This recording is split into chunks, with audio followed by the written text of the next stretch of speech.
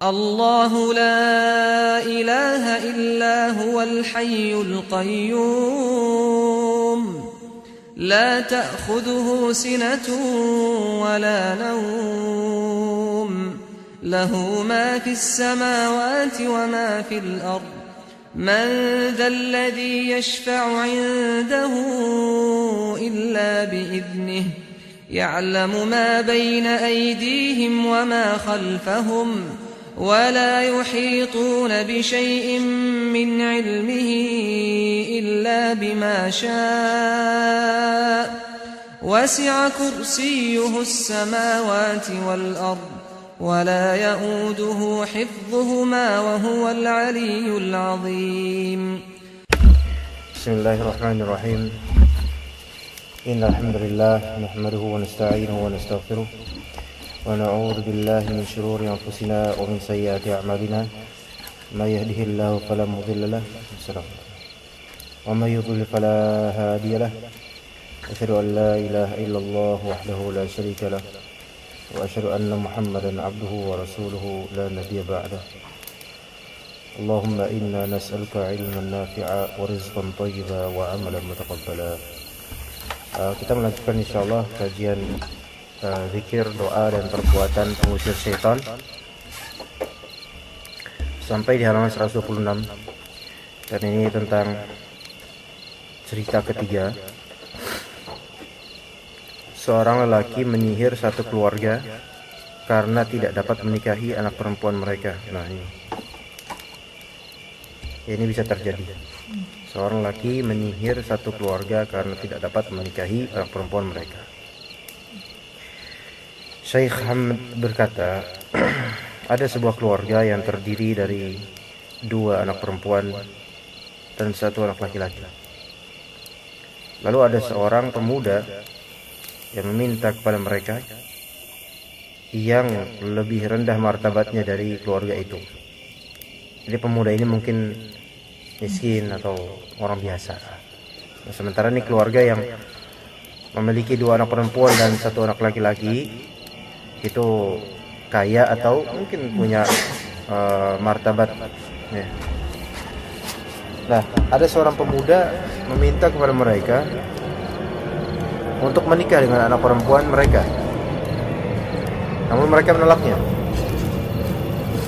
Kemudian laki-laki tersebut melakukan sihir terhadap mereka disebabkan kedengkiannya kepada mereka karena tidak dapat menikahi anaknya. Dan dia pun berhasil mendapatkan sebagian yang dia inginkan.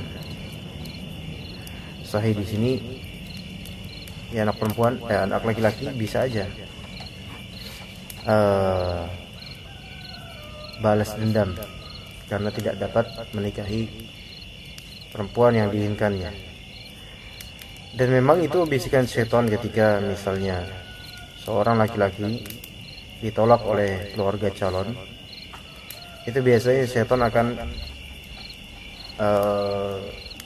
membisiki, kita santet aja dia.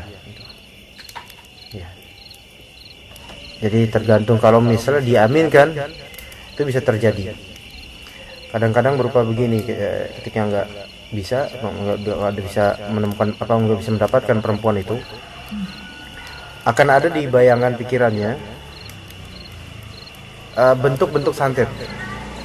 Yaitu seperti setan itu menjajakan mau yang mana, dia sakit ini atau dia tersiksa begini atau dia bakal putus sama calon berikutnya atau gimana. Itu ada tampilan-tampilan setan. Dia tinggal mengiyakan yang mana. Ya. Kalau dia mengiyakan yang ini, maka setan akan siap untuk melakukan itu untuk membantu dia. Dan akan ada gambaran-gambaran nantinya. Nah, ini namanya, ada beberapa orang yang dibegitukan oleh setan, dipermainkan begitu. Kalau misalnya dia ikut permainan setan itu, terjadi itu. Nah, kalau dia iyakan, maka terjadilah sihir tanpa laki-laki ini harus menjadi penyihir. Jadi ini jenis macam sihir yang tidak harus menyihir. Iya. Ya mungkin ada tahapan lain atau ada semacam itu. Lewat jarak jauh, tapi lebih ke sihir ya.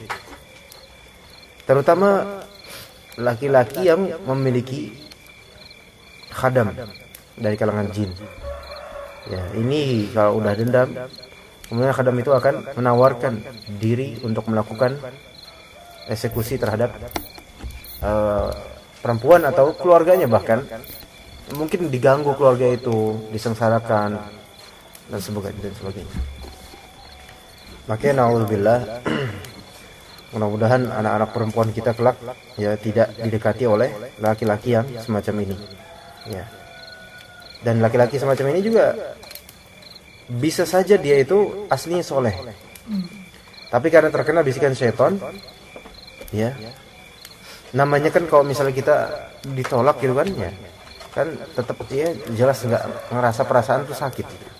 Nah itu dalam perasaan sakit, emosi yang bergejolak, itu syaitan akan bermain. Ya. Nauzubillah. Baik. Jadi bahaya juga kalau misalnya tanpa menjadi dukun dia menjadi dukun. Lalu anak laki-laki mereka itu masuk rumah sakit jiwa, sedangkan kedua anak perempuan mereka menjadi tidak normal.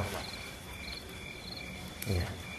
Jadi kan tadi punya anak laki-laki 1, anak perempuan 2, anak laki-laki masuk rumah sakit jiwa. Berarti ini sihir dia, santet dia tidak hanya terkena pada anak perempuan yang diincarnya tadi, tapi sekeluarga, anak laki-laki dan anak perempuan, dua semuanya, tiga-tiganya.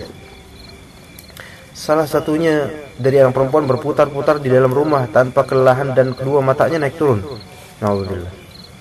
Sedangkan anak perempuan yang lainnya menari-nari ketika sholat dan tidak dapat melakukan sholat meskipun ia lebih kuat dari saudaranya dalam memegang teguh agamanya. Tuh. Makanya sihir seperti ini ya bisa jadi menimpa orang yang memang teguh agamanya. Ya untuk ujian bagi mereka dan memperbanyak pahala kalau mereka sabar. Tapi ada juga yang enggak teguh imannya tapi enggak kena sihir. Nah ini malah Allah biarkan biasanya kayak gini. Terus dalam kelalaian.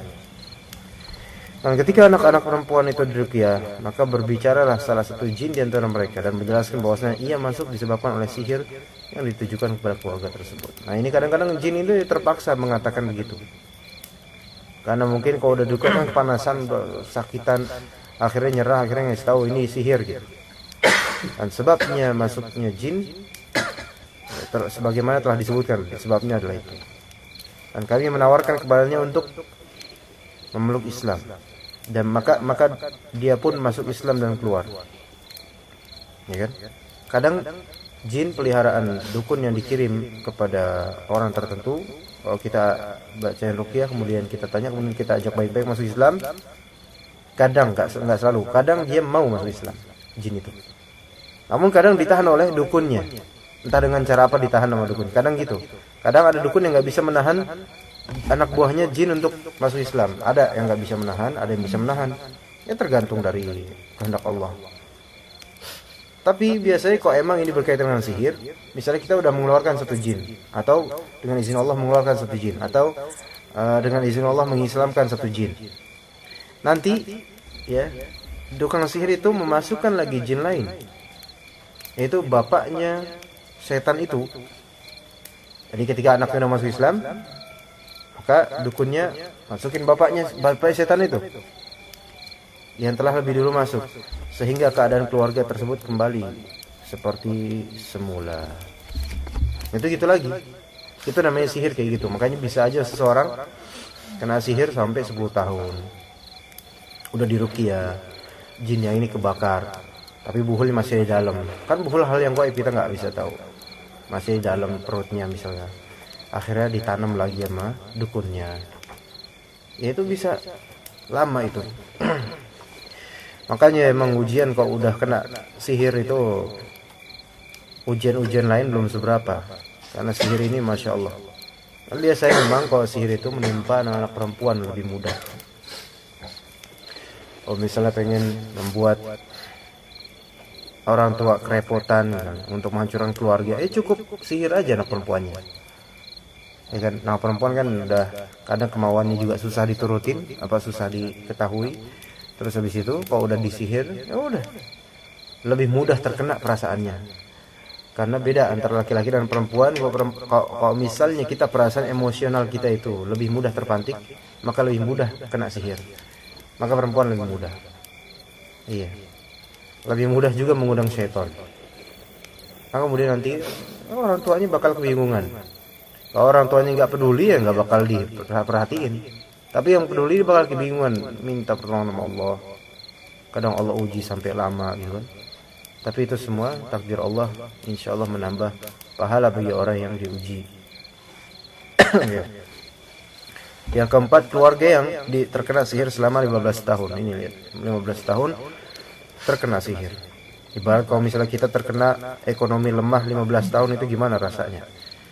Maka ya sihir ini bisa lebih dari beban pikirannya, lebih dari ekonomi lemah, karena sihir ini sampai ke gangguan jiwa ini. Kalau sihir itu sampai ke gangguan jiwa, mimpinya buruk terus, kemudian belum penyakit di tempat ditanam buhulnya. Wassalam. Ya, secara psikologis juga secara sosial kan. Kalau kita tahu ada tetangga kesurupan, pasti akan ada suudzon tetangga kepada kita, kepada orang yang kesurupan itu. Ada apa gitu kan? Omongan orang ya. Syekh Hamad berkata, kami belum mengetahui bahwa keluarga ini kerasukan jin kecuali dengan karunia dari Allah. Kemudian dengan meruqyah mereka. Jadi ini yang kena sihir ini satu keluarga. Dan itu 15 tahun, subhanallah. Ya, ini bukan terjadi di Arab aja, di banyak negeri terjadi. Keluarga ini terdiri dari 3 anak perempuan dan 2 anak laki-laki. Tadi 2 anak perempuan, 1 anak laki-laki, ini 3 anak perempuan, 2 laki-laki. Salah satu anak perempuannya kesurupan. Lagi-lagi perempuan kan, kerasukan jin. Sedangkan keluarga meyakini bahwa hal itu adalah penyakit biasa dan bukan kerasukan. Nah, ini penyakit kebanyakan orang. Ketika ada sesuatu yang janggal, saking mau menjaga akidahnya, nggak percaya ini kerasukan jin. Ini pasti ini penyakit ini. Padahal mayoritas penyakit fisik pun itu ada kontribusi syaitan di dalamnya, mayoritasnya. Kontribusi syaitannya itu ain atau sihir gitu kan. Kemudian setelah menyerahkannya kepada dukun, nah dia menetapkan bahwa di dalam tubuh anak perempuan tersebut terdapat jin dan dia akan mengeluarkannya. Lah dukun ya tahu maksudnya kan, karena dukun penglihatan dan perasaannya adalah penglihatan dan perasaan syaitan juga, maka bisa mengetahui hal ini. Ya semua dengan izin Allah. Demikianlah usaha yang dilakukan sang dukun. Akan tetapi usaha tersebut pun gagal. Kemudian ketika ia diruqyah oleh salah seorang ikhwan, jin tersebut berbicara mengakui bahwa ia masuk ke dalam anak perempuan tersebut karena ia sangat mencintainya. Dan ia merasukinya melalui perantara sihir. Dan ia, jin ini, meminta agar ikhwan tersebut melanjutkan bacaan atau ruqyahnya. Karena sihir butuh waktu yang panjang untuk mengatasinya. Kemudian aku pun membacakan atau meruqyahnya hampir 4 bulan. Nah ini. Ibaratnya bayangkan kalau misalnya na'udzubillah, keluarga kita yang terkena hal kayak gini. Makanya ketika misalnya kita punya tetangga yang memang terkena sihir, kalau kita belum bisa ngebantu ngeruqyah, mendingan jangan omongin macam-macam. Maksudnya kita takutnya balak tersebut terkena di keluarga kita, gitu kan. Karena yang namanya sihir itu subhanallah tetap batas waktunya nggak ketahuan. Nggak kayak misalnya kalau penyakit tertentu dokter itu bisa memprediksikan, oh ini usianya, maksudnya penyakit ini membuat dia mungkin diprediksikan sekian bulan akan wafat atau sekian lama akan sembuh insyaallah dengan obat ini. Tapi sihir tuh nggak pernah bisa diprediksikan sama sekali. Bahkan kelihatannya udah sembuh tapi sebenarnya belum, karena ini gaib, kita nggak bisa ngelihat. Alhamdulillah kulli hal. Tapi emang yang namanya sihir masya Allah. Iya, jin ini sendiri sampai menyuruh melanjutkan bacaan ruqyah karena memang butuh waktu panjang. Ini 15 tahun ini orang ini, iya, karena sihir. Ada juga sihir yang dikontrak sampai seumur hidup sampai dia mati. Ada yang seperti itu. Iya. Dan dengan karunia Allah, setelah jin mendapat tekanan yang sangat keras dan begitu kuat, dan setelah diperolok, ia mengaku bahwa bukan hanya anak perempuan itu saja yang kerasukan jin, akan tetapi semua keluarganya. Ya, kadang ada keluarga yang pusatnya kelihatannya di anak perempuannya, tapi ternyata sebenarnya bukan dia aja inceran dari penyantet atau pemesan santetan, melainkan satu keluarga. Cuma mungkin untuk mengalihkan perhatian hanya anak perempuan itu, atau mungkin karena anak perempuannya itu lebih empuk sasarannya karena emosinya mudah terpancing.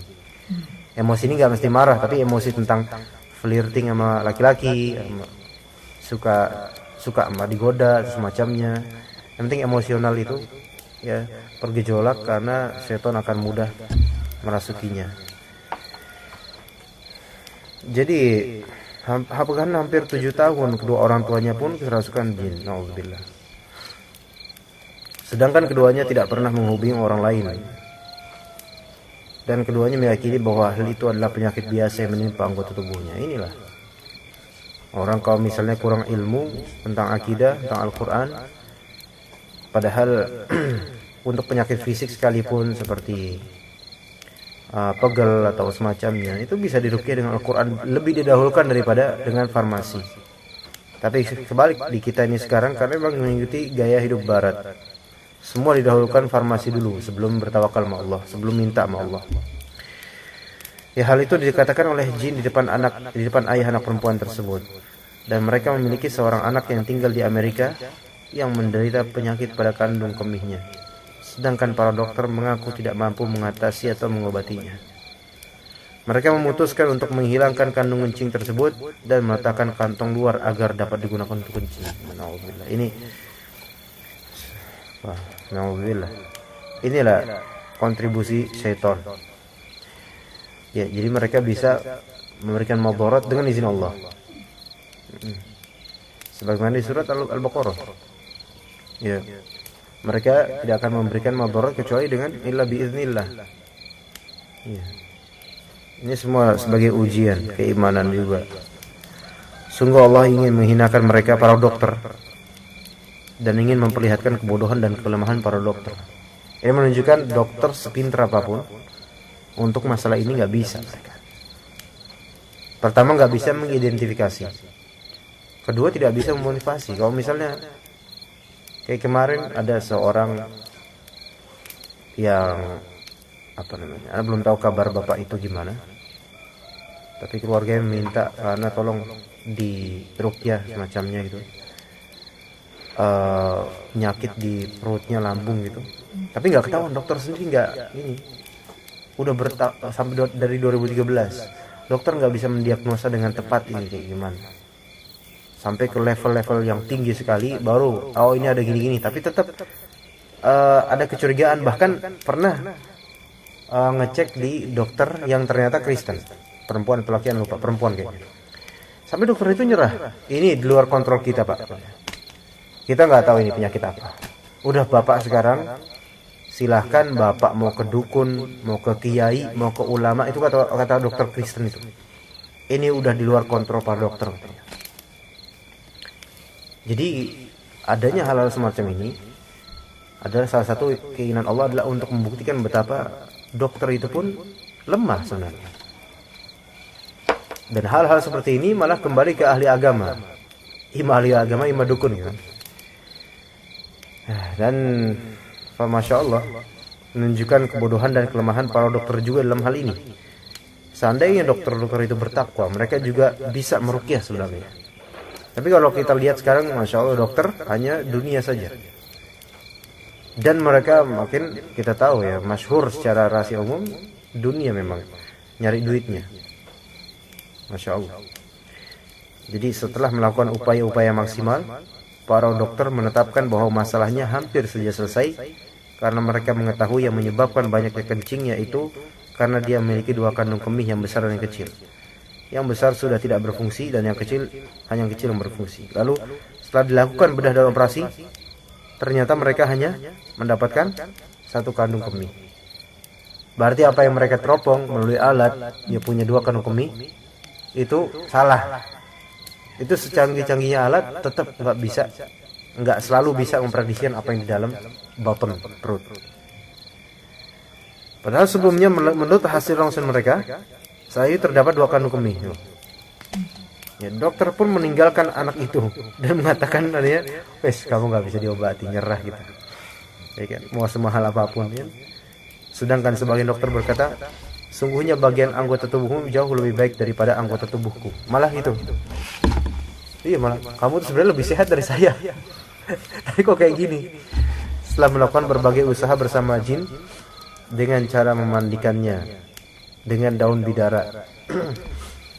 Ya, bisa dengan daun bidara, ini salaf juga memakai ini dan juga air. Maka menjadi redalah bencana itu. Jadi daun bidara juga bisa insyaallah. Tetapi nggak boleh kita meyakini daun bidara secara zat itu ada kemampuan. Enggak, ini hanya wasilah aja kita mencontoh dengan sebagian salaf. Jin itu mengakui bahwa yang melakukan sihir adalah istri pamannya, dari keluarga sendiri. Kayak misalnya istrinya dari keluarga sendiri gitu. Itu bisa ternyata, subhanallah. Iya, sebagaimana akh yang di sini, mertuanya sendiri yang menyihir dia, sampai sekarang masih. Iya. Untuk enggak tahu sampai permanen itu sihirnya, sampai mati itu. Yang akh yang di sini. Makanya kita ruqyah terus. Selagi enggak kesini lagi seminggu, hidupnya di luar katanya banyak fitnah, banyak ujian. Iya. Itulah. Jin itu mengakui bahwa yang melakukan sihir adalah istri pamannya. Nah, ini kadang-kadang kalau jin udah terpaksa, dia akan membocorkan. Dan agar pembicaraan itu lebih meyakinkan, kami meminta jin itu untuk berbicara kepada istri pamannya melalui telepon. Nah ini, karena ia sudah 15 tahun di dalam tubuh anak itu dan belum keluar. Lalu jin itu pun berbicara dengan istri pamannya itu melalui telepon. Saya berkata, saya jin fulan bin fulan, melalui perantara tukang sihir fulana di negeri fulan, saya ingin keluar karena mereka banyak menyiksaku. Ketika itu pun dia mengakui dan menjelaskan bahwa sebab melakukan sihir tersebut karena balas dendam dan dengki. Berarti ini istri pamannya memesan dukun, ya, dikontrak berapa tahun atau mungkin sampai seumur hidup, tergantung bayaran. Nah, dalam kondisi ini istri pamannya itu nggak tahu kalau misalnya itu yang telepon jin. Karena apa? Karena istri pamannya ini bukan dia sebagai yang langsung menyantetnya, bukan dia dukunnya, tapi memesan. Nah, kalau yang gini nggak tahu apa yang terjadi di sana, itu nggak bisa terkoneksi. Tapi kalau misalnya istri pamannya ini langsung dia yang menjadi dalangnya, maksudnya dia menggerakkan, dia yang mengirim, dia yang punya bonekanya, dia yang punyanya, itu dia akan tahu kalau misalnya jinnya itu melalui tubuh perempuan itu nelpon, tahu, terkoneksi. Itu bedanya. Ya. Lalu dia meminta batas waktu tertentu untuk melepaskan sihir tersebut. Dan kami meminta anak si pemilik kandung kemih tersebut untuk datang ke Riyadh secepat mungkin, karena pengobatannya akan menjadi lebih sempurna. Tatkala dia datang dan diruqyah, maka sakitnya menjadi lebih ringan. Kemudian setelah dilakukan usaha-usaha yang begitu banyak dan maksimal, jin itu menunjukkan tempat sihir tersebut. Setelah itu tempat sihir itu ditantangkan dan lanjut. Jadi kadang-kadang jin itu menunjukkan di mana tempat sihir itu. Ya, jin itu juga kadang nggak tahan dengan penyiksaan-penyiksaan ini. Nggak semua jin itu mau menjadi media sihir, kadang terpaksa gitu. Makanya sampai menyerah kayak gini, ngasih tahu tempatnya itu supaya bisa keluar dari ini semua, bisa bebas dia. Begitu. Ya. Ternyata mereka terkena sihir melalui perantara baju kaos sang bapak. Bisa aja. Jadi sesuatu itu kadang-kadang nggak terprediksikan. Oh di sini nggak tahu. Kadang di depan rumah, oh ada tanaman, ada yang ditanam gitu. Apa kendi atau guci atau pecahan kaca atau apa gitu. Itu bisa. Jadi emang kadang-kadang dalang atau penyebab atau orang yang menyihir atau yang memesan sihir itu kadang-kadang malah orang yang dekat sama kita. Maksudnya ada hubungan kekerabatan atau tetangga sebelah. Iya. Bahkan di Bandung itu pernah juga meruqyah. Ya. Kesurupan dia berkali-kali gitu. Jinnya beda-beda akhirnya. Sampai jinnya ana suruh masuk Islam, ana dakwahin. Dan alhamdulillah dengan izin Allah, karena dengan baik-baik dia akhirnya mau masuk Islam, mengucapkan syahadat baik-baik lengkap gitu kan. Kalau udah mengucapkan syahadat kan itu udah beda, itu kondisinya tenang, itu jin itu jadi muslim gitu loh. Kemudian dia merasakan ada perubahan, alhamdulillah. Kita bacain Al-Quran, dia pun nggak merasa apa-apa, maksudnya nggak merasa kepanasan, nggak, beda sama yang sebelumnya terakhir. Terus habis itu kita mau tahu siapa ini kamu bosnya tadinya, siapa yang nyuruh kamu aslinya. Dia nggak mau ngasih tahu, maksudnya dia itu nggak mau kasih tahu. Tapi lama-lama anak korek-korek, maksudnya anak korek-korek, karena memang udah tahu gelagatnya siapa kira-kira yang jadi dalangnya gitu. Terus anak kasih anak sendiri yang kasih tebak-tebak sama dia, ini ya orang, maksudnya ciri-ciri gini ya, jilbabnya lebar, suka ikut kajian ustadz, iya, ustadz al-sunnah, jilbabnya lebar. Ya ada indikasi dia suka ke dukun juga. Di indikasinya mana? Indikasinya dia udah tua perempuan itu, tapi tetap cantik alisnya kayak artis, pokoknya cantik, kayak pakai susuk gitu kerasaannya. Tapi ada sisi kayaknya mukanya cantik tapi jahat gitu loh. Coba pas Ana lihat pernah gitu. Iya dia ya, maksudnya nggak disebutin namanya, tapi ciri-cirinya, perbuatannya apa, dia suka ngapain tuh anak kasih tahu ke jin itu. Langsung jin itu yang heran, kok kamu tahu sih gitu, kok kamu tahu dia yang mesen. Ya pokoknya jinnya heran ngeliatin anak terus, kamu siapa ya, kok kamu tahu gitu. Malah seolah-olah anak jinnya dia orangnya gitu. Anak juga bingung. Ya saya tahu aja, saya kan pelajarin ini semua indikasinya gitu. Tapi habis itu nggak dikasusin, maksudnya nggak usah, udah biarin aja, maafin aja. Tapi habis itu jin dia keluar, disalam terus habis itu keluar, alhamdulillah selesai. Tapi emang indikasinya kayak gitu, Allah. Jadi begitu, makanya hati-hati, bisa aja warung seberang itu yang ngirim jin, ngirim setan dan seterusnya. Allah Ta'ala.